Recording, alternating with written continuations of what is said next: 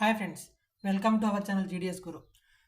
ఈరోజు ఈ వీడియోలో మనం పోస్టల్ జీడిఎస్ 2026 జనవరి నోటిఫికేషన్ షెడ్యూల్ 1కి సంబంధించి ఫస్ట్ మెరిట్ లిస్ట్ ఎప్పుడు రాబోతుంది, అలాగే ఆల్ స్టేట్స్ యొక్క కట్ ఆఫ్ ఎంత ఉండబోతుంది, ఈ అప్లికేషన్లో మీరు ఏమైనా మిస్టేక్స్ చేశారా అంటే కొన్ని మిస్టేక్స్ ఉంటాయి, అవి యాక్సెప్టబుల్, మన అడ్రస్ కానీ కొన్ని ఇట్లా ఉంటాయి. ఇప్పుడు నేను ఎక్స్ప్లెయిన్ చేస్తాను అవన్నీ. అలాగే ఒకవేళ మీరు సెలెక్ట్ అయినట్టయితే డాక్యుమెంట్ వెరిఫికేషన్కి ఏ డాక్యుమెంట్స్ తీసుకెళ్లాల్సి ఉంటుందని చెప్పి ఈ వీడియోలో నేను క్లియర్గా ఎక్స్ప్లెయిన్ చేస్తాను. సో వీడియోని ఎండ్ వరకు క్లియర్గా చూడండి. వీడియో స్టార్ట్ చేయబోయే ముందు మీ అందరికీ నాదొక రిక్వెస్ట్ ఫ్రెండ్స్, ఎవరైనా కొత్తగా ఛానల్ని విజిట్ చేస్తున్నట్టయితే ఛానల్ని సబ్స్క్రైబ్ చేసుకొని బెల్ నోటిఫికేషన్ ఆన్లో పెట్టుకోండి. అలాగే వీడియో నచ్చినట్టయితే లైక్ చేయండి. బెల్ నోటిఫికేషన్ ఆన్లో పెట్టుకోవడం ద్వారా మన ఛానల్లో ఏదైనా వీడియో అప్లోడ్ చేయగానే మీకు నోటిఫికేషన్ వస్తుంది. ఓకే ఫ్రెండ్స్, మరి ఫస్ట్ మెరిట్ లిస్ట్ అయితే రాబోతుంది మనకి 28 ఫిబ్రవరి, అంటే రేపు కానీ ఫస్ట్ వీక్ ఆఫ్ మార్చ్లో కానీ ఎప్పుడైనా రావచ్చు. ఎక్కువ రేపు రావడానికి ఎక్కువ ఛాన్సెస్ ఉన్నాయి, ఎందుకంటే నోటిఫికేషన్లో వాళ్ళు మెన్షన్ చేశారు కాబట్టి. అది కూడా వాళ్ళు టెంటేటివ్గా మెన్షన్ చేశారు, సో అది ఎక్స్టెండ్ కూడా అవ్వచ్చు, చెప్పలేము. కాకపోతే కొంచెం రేపు ఎక్కువ స్కోప్ ఉంది. సో రేపు రెగ్యులర్గా చెక్ చేయండి. రేపు రెగ్యులర్గా అంటే వాళ్ళు ఒకవేళ రేపు మార్నింగే అప్లోడ్ చేసినప్పటికి కూడా సైట్ కొంచెం బర్డెన్తో ఉంటుంది కాబట్టి మీకు కొంచెం టైం పట్టవచ్చు, లోడ్ అవుతుంది కాబట్టి. సో ఈవినింగ్ 6 కల్లా మీరు ట్రై చేయండి, 6 తర్వాత. సో అప్పుడైతే మెరిట్ లిస్ట్ అయితే ఖచ్చితంగా ఓపెన్ అవుతుంది, ఒక రేపు రిలీజ్ చేసేది ఉంటే. లేకపోతే కొంచెం టైం పడుతుంది, ఒక 2-3 డేస్ అట్లా టైం పడుతుంది. అండ్ అలాగే మన ఎక్స్పెక్టెడ్ కట్ ఆఫ్ స్టేట్ వైజ్గా చూసుకున్నట్టయితే కట్ ఆఫ్ ఎట్లా ఉండబోతుంది అని అంటే, ఏపీ అండ్ తెలంగాణలో 98 to 100% స్టార్ట్ అవుతుంది. Starting first list cut off మాత్రమే. And second list, third list లిస్ట్లో వచ్చే రిలీజ్ అయ్యే కొద్దీ కట్ ఆఫ్ అనేది 0.5% కానీ 1% కానీ తగ్గుతుంది. సో అంతకంటే ఎక్కువ అయితే తగ్గదు. అండ్ నెక్స్ట్ వచ్చేసి ఛత్తీస్గఢ్లో మ్యాక్సిమం 98% to 100% ఉండదు ఫస్ట్ లిస్ట్లో. నెక్స్ట్ వచ్చేసి మన మధ్యప్రదేశ్లో కూడా సేమ్ కట్ ఆఫ్. మధ్యప్రదేశ్లో కొంచెం ఏమైనా ఎస్టీ కేటగిరీకి కొంచెం అంటే కొంచెం ఎక్కువ పోస్టులు ఉన్నాయి కాబట్టి కొంచెం తగ్గొచ్చు కట్ ఆఫ్. 96 to 97 ఈ మధ్యలో ఉండే ఛాన్సెస్ ఉన్నాయి. నెక్స్ట్ వచ్చేసి జార్ఖండ్లో కూడా తెలిసిందే. జార్ఖండ్లో అయితే లో కట్ ఆఫ్ ఉంటుందండి, కొంచెం పర్లేదు. జార్ఖండ్లో ఒక 95 చూడొచ్చు ఫస్ట్ లిస్ట్లో, మ్యాక్సిమం 95 నుంచి చూడొచ్చు.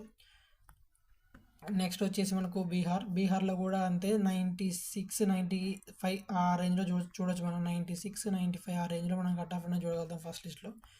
నెక్స్ట్ వచ్చేసి మనకు ఉత్తరప్రదేశ్లో కొంచెం కట్ ఆఫ్ అనేది హెవీగానే ఉంటుంది సార్, ఎందుకంటే అక్కడ కూడా కరోనా టైంలో అక్కడ గవర్నమెంట్ కూడా వాళ్ళకి 600/600 మార్క్స్ చేయడం జరిగింది. సో అక్కడ 100% వరకు కూడా చాలామంది ఉంటుండే. ప్రీవియస్ కట్ ఆఫ్ కూడా అట్లనే ఉంది.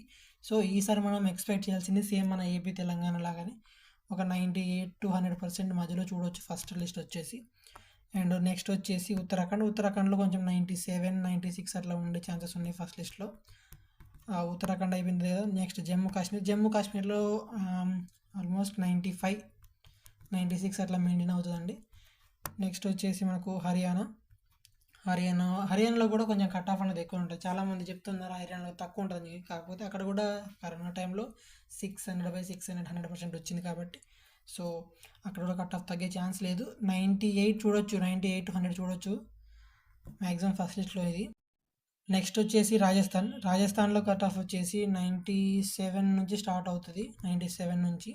అండ్ అలాగే నార్త్ ఈస్ట్లో ఈసారి చాలామంది అంటే మన 10/10 వచ్చిన వాళ్ళు, 600/600 వచ్చిన వాళ్ళు కూడా చాలామంది అక్కడ అప్లై చేసుకున్నారు. సో కట్ ఆఫ్ అనేది ఈసారి పెరుగుతుందని ఎక్స్పెక్ట్ చేయొచ్చు. నార్త్ ఈస్ట్ అంటే మణిపూర్ అండ్ నాగాలాండ్ 2 స్టేట్స్ మాత్రమే అప్లికేబుల్ అండి. సో అక్కడ కట్ ఆఫ్ అనేది ఈసారి కొంచెం పెరుగుతుంది, ఎందుకంటే ఎట్లాగైనా జాబ్ కావాలి, ఎంత దూరమైన వెళ్ళి మేము చేయగలుగుతాము. అసలు జాబ్ లేకుండా ఇంటి దగ్గర ఉండే బదులు అక్కడికి వెళ్ళి సర్వే అవ్వడం, తర్వాత అక్కడ నుంచి వేరే డిపార్ట్మెంట్ ఎగ్జామ్స్ రాసి అక్కడ నుంచి వేరే డిపార్ట్మెంట్కి వెళ్ళిపోవడం, ఇట్లా చేయొచ్చు అని చెప్పి ఆలోచనతో చాలామంది కూడా అక్కడ పెట్టినారు. సో కట్ ఆఫ్ అనేది నార్మల్గా అక్కడ కూడా ఒక 98 దగ్గర రీచ్ అవుతుంది ఫస్ట్ లిస్ట్లో ఐ థింక్. ఎందుకంటే చాలామంది నాకు కామెంట్ చేస్తున్నారు, అన్న ఏ మార్క్స్ ఉన్నాయి, మేము అక్కడ అప్లై చేసామని చెప్పి. చాలామంది అక్కడ అప్లై చేశారు. సో దీన్ని బట్టి కట్ ఆఫ్ అనేది ఈ రేంజ్లో ఉంటుంది. ఏ స్టేట్కైనా మన తెలుగు వాళ్ళు అప్లై చేయబుల్ ఉన్న ఏ స్టేట్కైనా కట్ ఆఫ్ అనేది ఈ విధంగానే ఉంటుంది. సో లిస్ట్ రిలీజ్ అవుతున్న కొద్దీ అంటే ఎన్ని ఎక్కువ ఫస్ట్ లిస్ట్ వచ్చింది అనుకో, ఫస్ట్ లిస్ట్లో ఇప్పుడు నేను చెప్పిన కట్ ఆఫ్ ఉంటుంది. అండ్ సెకండ్ లిస్ట్లో వచ్చేసి కట్ ఆఫ్ 0.5% కానీ 1% కానీ 1.5% కానీ తగ్గవచ్చు.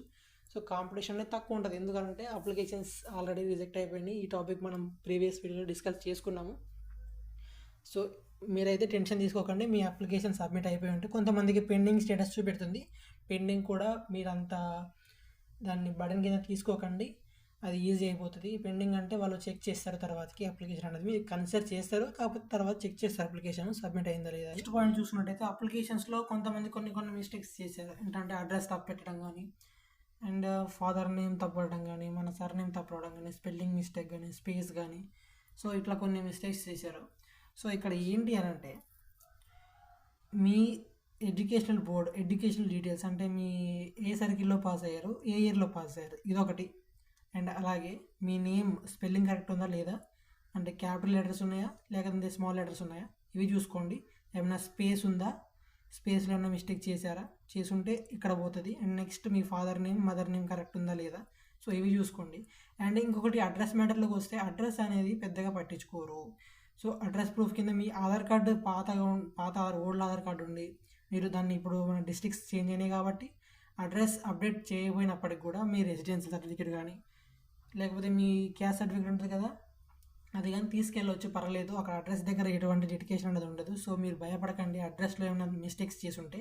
కానీ మీ ఫాదర్ నేమ్, మీ నేమ్, మీ మదర్ నేమ్ కానీ, అలాగే మీ బోర్డు, మీ ఎస్ఎస్సి పాసింగ్ బోర్డు ఇయర్, అలాగే మీ మార్క్స్ కానీ ఏమైనా తప్పు ఉన్నట్టయితే ఖచ్చితంగా మిమ్మల్ని రిజెక్ట్ చేస్తారు. దీంట్లో 100% ఎలాంటి డౌట్ అనేది లేదు. సో ఇది అక్కడ గుర్తుపెట్టుకోండి మీరు. అండ్ లాస్ట్ వన్ ఫ్రెండ్స్, మన మెయిన్ థింగ్ వచ్చేసి, ఒకవేళ మీరు షార్ట్ లిస్ట్ అయినట్టయితే డాక్యుమెంట్ వెరిఫికేషన్స్కి మనం ఏ డాక్యుమెంట్స్ తీసుకెళ్ళాలని అక్కడ చూసినట్టయితే మార్క్ షీట్ ఉంటుంది కదా మనది, 10th క్లాస్ మార్క్ షీట్, అదొకటి. అండ్ అలాగే ఐడెంటిటీ ప్రూఫ్, మీ ఆధార్ కార్డ్ కానీ పాన్ కార్డ్ కానీ, అలాగే ఓటర్ ఐడి ఏదన్నా తీసుకెళ్ళొచ్చు, పర్లేదు. అలాగే క్యాస్ట్ సర్టిఫికేట్ అంటే మన స్టేట్లో ఇచ్చేది కాదు, సెంట్రల్ ఓబీసీ సర్టిఫికేట్ కానీ, సెంట్రల్ ఎస్టీ కానీ, సెంట్రల్ ఎస్సీ కానీ, వాటికి వేరే ఫార్మాట్స్ ఉంటాయి. నోటిఫికేషన్లో వాళ్ళు క్లియర్గా మెన్షన్ చేశారు ఈ ఫార్మాట్లో ఉంటుందని చెప్పి, ఫార్మాట్ కూడా. సో అక్కడ చూసి మీరు ఆ సర్టిఫికేట్ని తీసుకోండి. ఒకవేళ పీడబ్ల్యూబీడీ క్యాండిడేట్స్ అయితేనేమో వాళ్ళకు ఆ సర్టిఫికేట్ తీసుకోవాలి ఖచ్చితంగా. అలాగే ఈడబ్ల్యూఎస్ వాళ్ళు ఈడబ్ల్యూఎస్ సర్టిఫికేట్ తీసుకోవాలి. ఒకవేళ ఎవరైనా ట్రాన్స్జెండర్ ఉన్నట్టయితే ట్రాన్స్జెండర్ సర్టిఫికేట్ తీసుకోవాలి. డేట్ ఆఫ్ బర్త్ ప్రూఫ్ అంటే మీ 10th మేము సరిపోతుంది. అలాగే మీది క్యాస్ట్ సర్టిఫికేట్ ఉంటుంది కదా మన సెంట్రల్లో కానీ స్టేట్లో కానీ ఇచ్చేది, అది కూడా సరిపోతుంది డేట్ ఆఫ్ బర్త్ ప్రూఫ్ కింద. And last one, medical certificate issued by a medical officer of any government hospital or government dispensaries or government primary health centres etcetera. Compulsory, ఇదైతే కంపల్సరీ. మీకు దగ్గరలో ఏదైనా గవర్నమెంట్ హాస్పిటల్ ఉంటే అక్కడికి వెళ్ళి మీకు మీ సేవ ఆన్లైన్ సెంటర్లో ఒక ఫామ్ ఇస్తారు, మెడికల్ సర్టిఫికేట్ ఒక ఫామ్ ఇస్తారు. ఆ ఫామ్ తీసుకెళ్ళి అక్కడ వాళ్ళతోని ఫిల్ చేయించుకుని డాక్టర్ ఉంటారో అక్కడ కన్సల్ట్ అయ్యే డాక్టర్ని అక్కడ ఆయన మ్యాటర్ కన్వే చేసి మీరు ఆ సర్టిఫికేట్ తీసుకోవచ్చు, ఇస్తారు. ఇది ప్రాబ్లం ఏం లేదు. సో కావాల్సిన డాక్యుమెంట్స్ అయితే ఇవి friends. And that's it guys. ఇంకా వీడియో తింటే వీడియో మీకు నచ్చినట్టయితే లైక్ చేయండి, ఛానల్ని సబ్స్క్రైబ్ చేసుకొని బెల్ నోటిఫికేషన్ ఆన్లో పెట్టుకోండి. అప్పుడే మన ఛానల్లో ఏదైనా వీడియో అప్లోడ్ చేయగానే మీకు నోటిఫికేషన్ వస్తుంది. So thank you for watching guys.